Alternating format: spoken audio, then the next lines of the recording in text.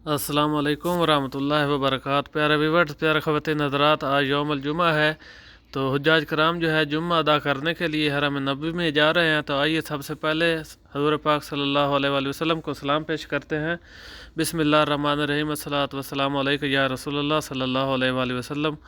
एक बार फिर सलाम पेश करते हैं। बिस्मिल्लाहिर्रहमानिर्रहीम, अस्सलामु अलैका अय्युहन नबी व रहमतुल्लाहि व बरकात। उम्मीद है आप लोगों ने भी हज़ूर पाक को सलाम पेश कर लिए होंगे।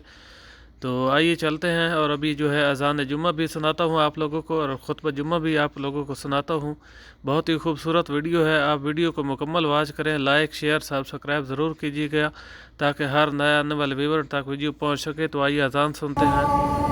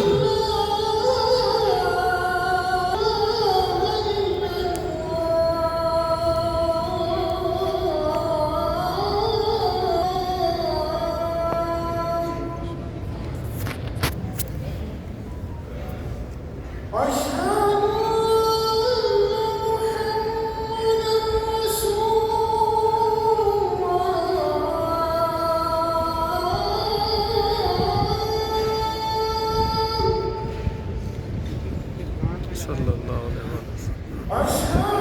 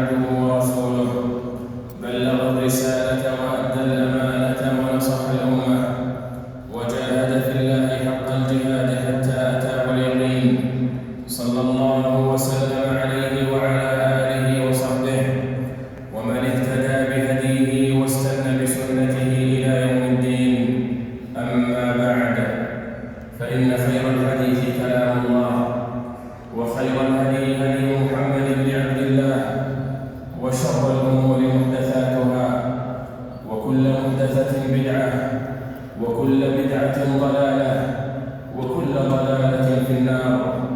عباد الله، اتقوا الله فيما أمر، وكفوا عما نهى عنه وزجر. يا أيها الناس اتقوا ربكم الذي خلقكم من نفس واحدة، وخلق منها زوجها، وبث منهما رجالا كثيرا ونساء. واتقوا الله الذي تساءلون به والأرحام، إن الله كان عليكم رقيبا. معاشر المسلمين، إن الصلة والمودة وحسن العشرة والمحبة والعهد والوفاء والأخوة عبادة وقربة وحق أوجب على المسلمين، ورتب عليه الأجر والثواب. وعلى مخالفة إلى صلة الرحم والأقرباء، إلى حقوق الجيران والأصدقاء، إلى حقوق المسلمين الغرباء. قال تعالى: إنما المؤمنون إخوة فأصلحوا بين أخويكم واتقوا الله لعلكم ترحمون. وقال: فاتقوا الله وأصلحوا ذات بينكم. وعن أنس رضي الله عنه أن النبي صلى الله عليه وسلم قال: لا يؤمن أحدكم حتى يحب لأخيه ولنفسه. متفق عليه.